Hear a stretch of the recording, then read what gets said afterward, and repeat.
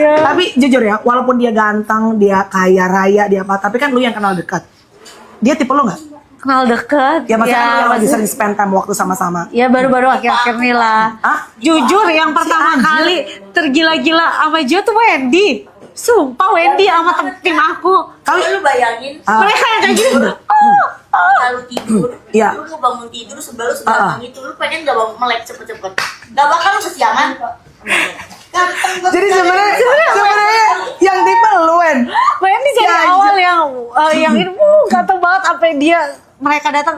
Coba lihat live pertama aku ya. Wendy yang paling heboh. Wendy makeup full, Makeup gue bare face, full. gue gak makeup sama sekali. Assalamualaikum warahmatullahi wabarakatuh, saudaraku semuanya. Selamat datang kembali bersama kami di channel Pabrik News. Semoga saudaraku tetap diberikan kesehatan dan rezeki yang berlimpah ruah. Sebelum kita melanjutkan beritanya, minta dukungannya untuk channel ini dengan cara like, comment, subscribe, dan tekan tanda lonceng. Semoga channel ini tetap bisa menayangkan berita-berita yang memberikan informasi kepada masyarakat. Kita ambil positifnya aja, kita tinggalkan yang negatif. Baiklah saudaraku semuanya, mari kita lanjutkan beritanya berikut ini. Di tengah perseteruan panasnya dengan sang mantan suami Ruben Onsu yang belum juga berujung, kini Sarwenda juga mengambil langkah tegas terhadap akun-akun di media sosial yang diduga menyebarkan hoax tentang dirinya. Merasa dirugikan oleh berbagai unggahan yang menyudutkannya, termasuk penyebaran ulang video lamanya, seperti Sarwenda yang tertawa saat Ruben bercerita pengalaman mistis. Sarwenda pun melaporkan ke Polres Metro Jakarta Selatan.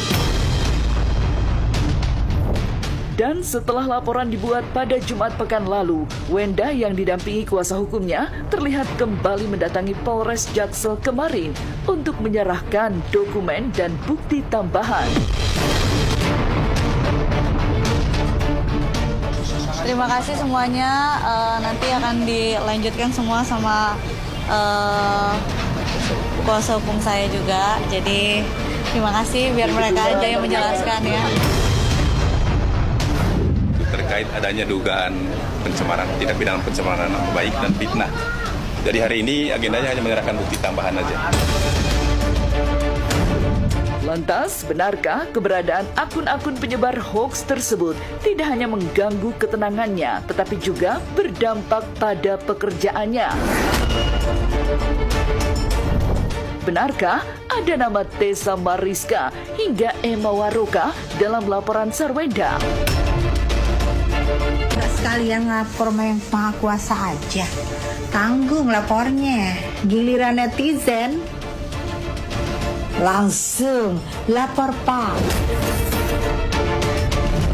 Kalau orang melaporkan itu kan berarti kan buktinya harus jelas, harus ada. Dan apabila laporan itu nggak sesuai, laporan itu isinya hanya tuduhan tanpa bukti, berarti bisa dilaporkan balik. Secara psikis sangat terganggu ya, makanya dia mengambil langkah yang tegas seperti ini. Terima kasih ya. Yang paling ini apa pun? Ada perkataan apa supaya pun? Kata-kata. Kehidupan gue suka berondong, iya betul. 10 tahun gue doyan banget, gue gila. Gimana nggak doyan? Baik, alhamdulillah. Iya, nggak nyusahin. Iya beneran, serius. Gak pernah ikut-ikutan live, ikut-ikutan cari-cari di kamera bareng-bareng begini-begini, nggak ada, nggak pernah pansos. Berondongnya Mamski karena punya kerjaan sendiri, guys. Ada usaha sendiri. Dia dengan teman-teman dan kolega-kolega bisnisnya, pengusaha-pengusaha gitu loh. Nggak barengan gue di kamera begini-begini, nggak ada. Nggak begini, nggak ada sama sekali. Begitu ya. Ku kasih kau paham ya, yang tadi bilang ini kamu doyan berondong. Iya, suami gue emang berondong. Oke, guys. 8, 7, 6, 5, 4, 3, 2.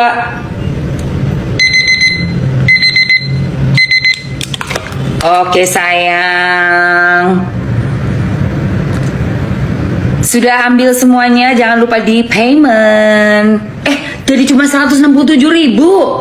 167.000 guys. Itu tadi 167.000. Nah ini cuma tinggal satu ya. Yang satuan tinggal satu harganya.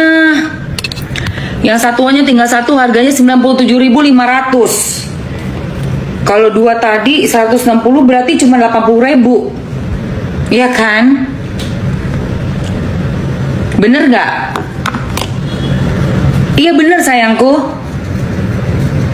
Yang satuan boleh diambil, yang satuan. Yang satuannya tinggal satu tapi cuma tinggal untuk satu orang. Yang satuan.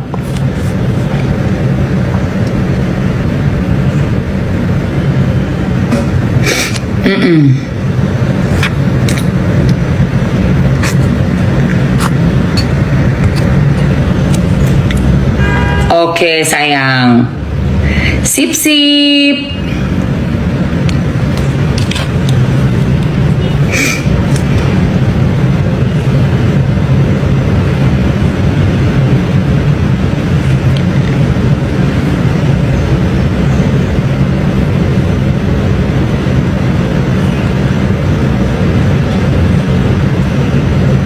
Alright.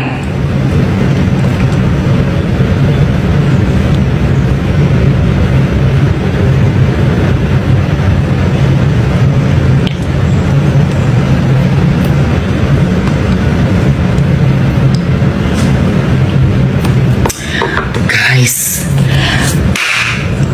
siapa yang lapar? Kuncen harus jadi saksi Kuncen. Gila ngelaporin Kuncen. Kalau sampai Kuncen dilaporin, ya Allah.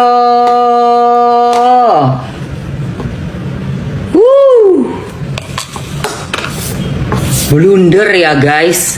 Semuanya aja dilaporin. Nanti masyarakat semuanya bergerak gitu. Sudah bergerak. Gimana sih? Kalau kamu jadi ibu yang baik harusnya mikir.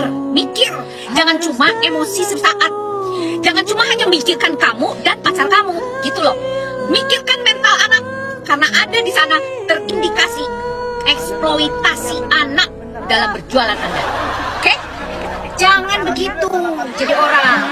Masyarakat, netizen udah muak dengan kelakuan kamu. Semakin kamu mengadukan para netizen, itu semakin kamu dihujat dan semakin kamu dibenci. Ingat itu, hati-hati dengan kelakuan kamu.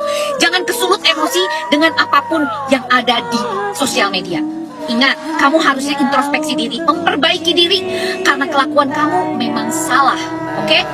Harusnya be smart, jangan sampai gara-gara pengacaramu ngojok-ngojokin apa kayak gitu, kamu kepancing itu namanya, oke? Harusnya kamu keep silent, memperbaiki diri, jangan terlalu diekspos. Makanya jadi bangkrut kan, gak boleh kayak begitu, makanya hati-hati. Karena kita berjualan, kita menghasilkan uang. Salah satu andil itu adalah netizen. Karena netizen yang beli barang kamu. Paham? Kalau benar kamu ngelaporin saya tunggu. Oke? Nanti kita lihat di Polda, oke? Kami menanggapi hal tersebut dengan positif ya. Karena seperti yang kami sampaikan juga sebelumnya di preskon kami dan wawancara sebelumnya, bahwa memang kami mengimbau untuk mari kita sama-sama menjaga ruang digital yang kondusif. Sekali lagi, kami sebenarnya ada kekecewaan yang mana pada tanggal 11 sebenarnya sudah kita jadwalkan untuk bertemu. Ya, tetapi tanggal 11 ini belum terlaksana, sudah ada gugatan. Rasa ini bukan bicara mengenai masalah kekecewaan ya, atau tidak kekecewaan, karena kan melakukan upaya hukum itu kan adalah hak dari semua orang. Jadi kita melaporkan beberapa akun media sosial yang diduga mencemar nama baik dari Sarwenda, dan juga ada fitnah di sana. Jadi kita sudah buat laporan polisi, sudah ada. Sarwenda juga sudah diperiksa, diambil keterangannya, dan hari ini datang sini agendanya menyerahkan bukti tambahan. Itu mungkin yang perlu menjelaskan itu nanti dari pihak penyidik ya, karena kita yang menyampaikan ada pencemaran nama baik, ada fitnah, itu Video ini ada berapa akun bang? Ada beberapa lebih dari 1 akun. Pokoknya bang. Ya, terkaitan dengan itu aja. Jadi berkaitan pencemaran nama baik ada kita sudah buat laporan itu dari tanggal 26 kemarin ya. 26 ini dan tanda terima laporan sudah ada, sudah diperiksa, diambil keterangannya, dan hari ini agendanya hanya menyerahkan di tambahan aja. Apa dilaporin? Si O, anaknya RO. Ya Allah, berani-berani kok anak kesayangan seluruh Indonesia.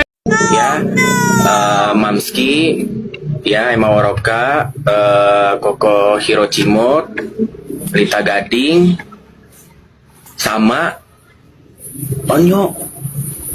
Kenapa bisa si Onyo dilaporin sih? Itu kan anaknya sendiri, Kak. Maksudnya, tunggu ya. Ini kocak. Ini menurut aku jadi komedi kalau memang benar Onyonya yang kena juga ya, Kak. Maksudnya gini, itu kan curhatan real. Baru ini Mamsi ngelawan bener-bener gak ada wujudnya guys. Gede banget ularnya, luar biasa, itu gedenya minta ampun. Tapi yang lucu itu ular gak berani kejar gue.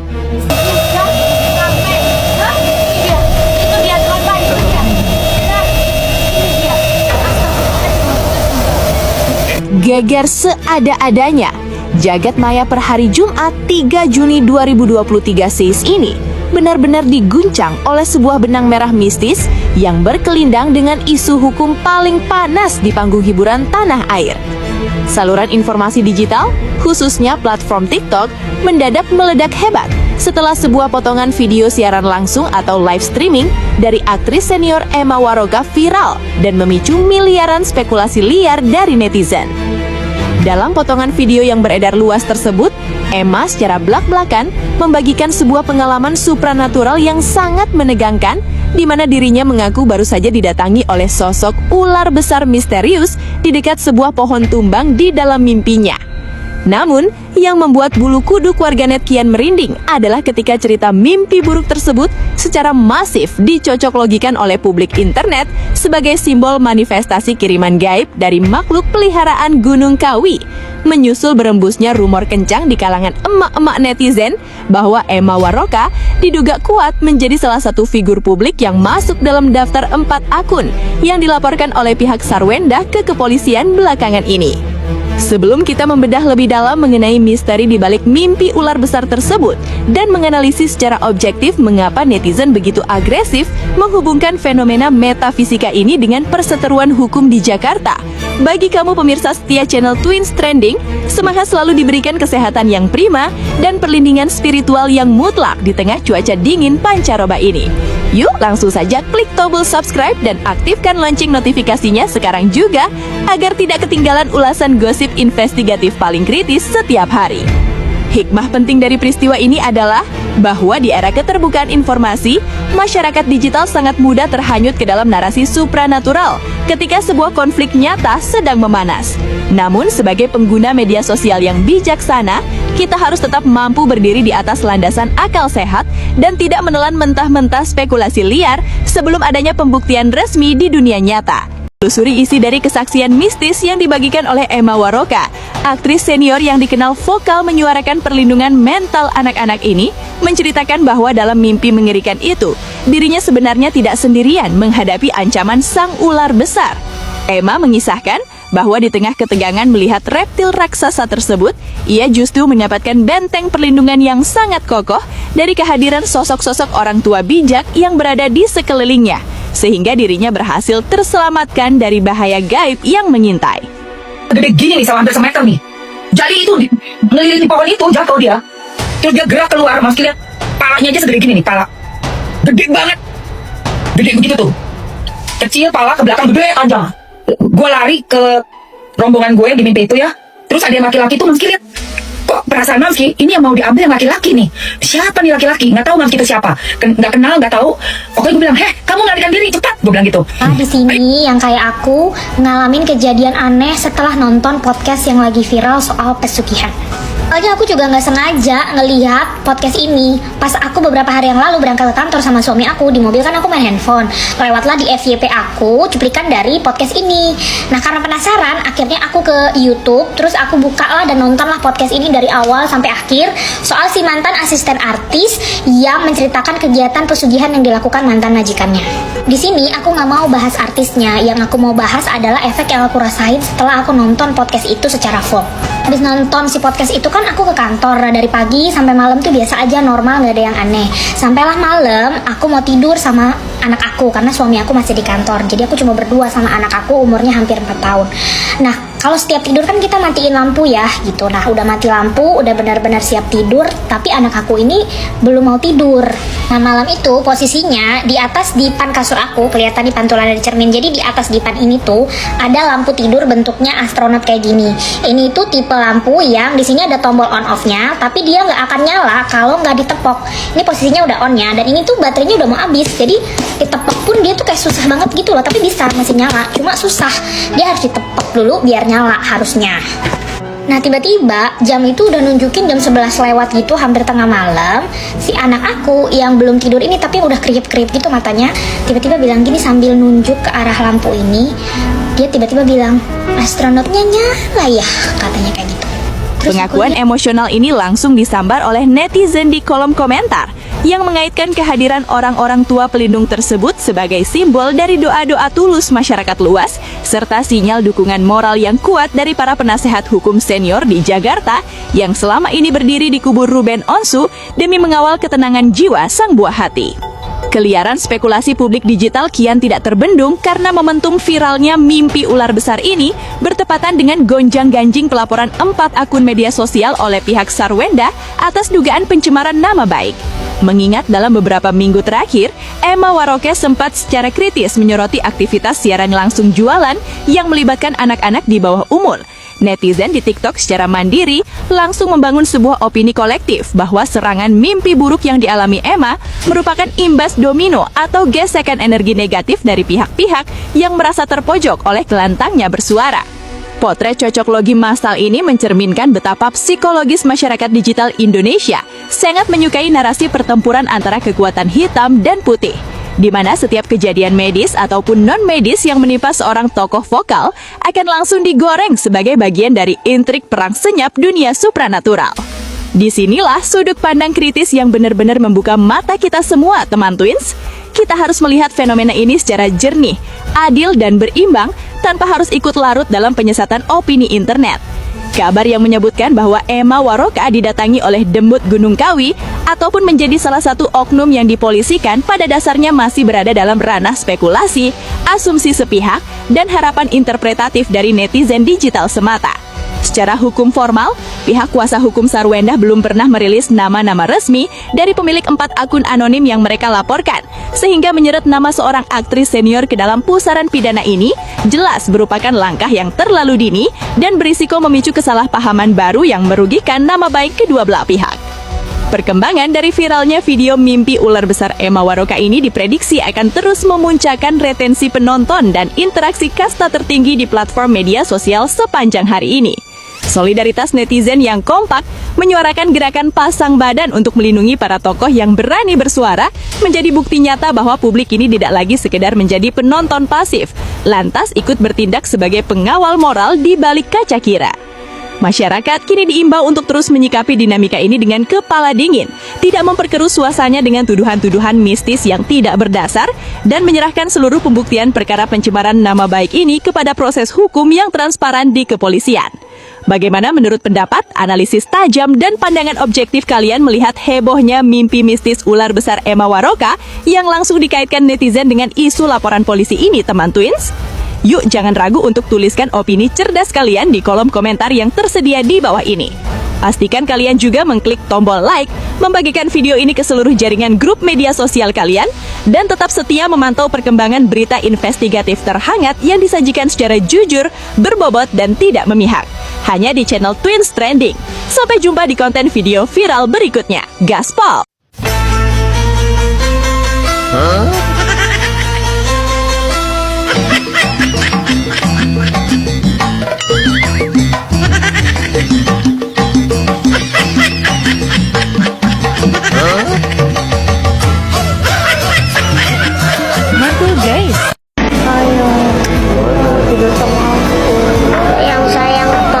kicau mania, kita berkicau-kicau dulu di pagi ini dan bagosip dan terus bagosip.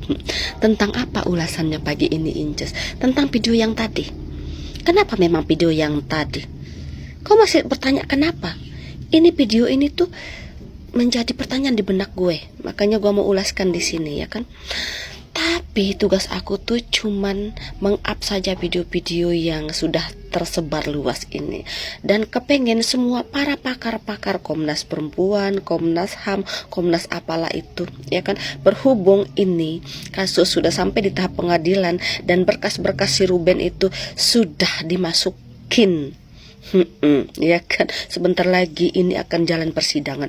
Jadi tugas aku tuh adalah meringankan jalan si Onsu dan meng-up video-video yang sudah beredar semenjak 2026 ini.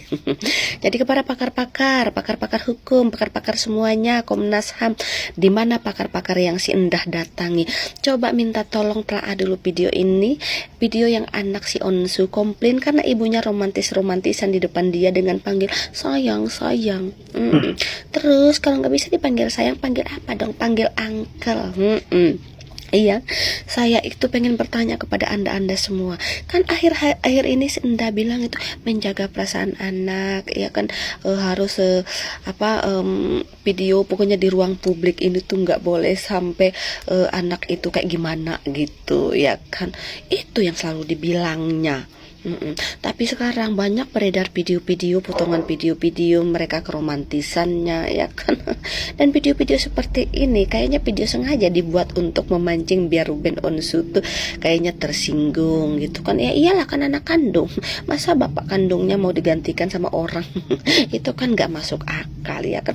Jadi tugas saya itu cuman meng-up. Saya tidak akan berbicara panjang lebar, yaitu 1 jam, cuman butuh 5 menit doang saya berbicaranya, ya.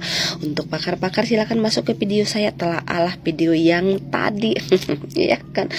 Jangan nanti setelah, ya kan, hak asuh anak di tangan Onsu, ya kan, semua uang 200 juta sudah enggak ngalir, rumah-rumah diambil, ya kan, baru menyesal, baru bilang, oh kenapa ini bisa terjadi dalam kehidupan aku.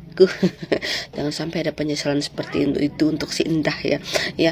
Jadi kalian ini harus teliti video yang tadi, tag semua pakar-pakar yang ada di muka bumi ini, dari barat, selatan, timur daya, ya kan, kalian tag semuanya. Kalian suruhlah cocok logikan kata-kata si Endah sama video-video yang beredar, apakah cocok atau tidak.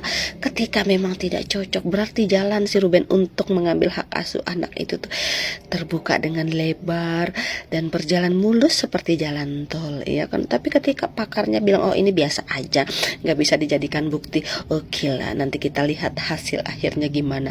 Oke, kicau mania, sampai di sini dulu ya perkicauan kita, karena aku mau apa, Inces, mau ngintip lagi beranda-beranda orang.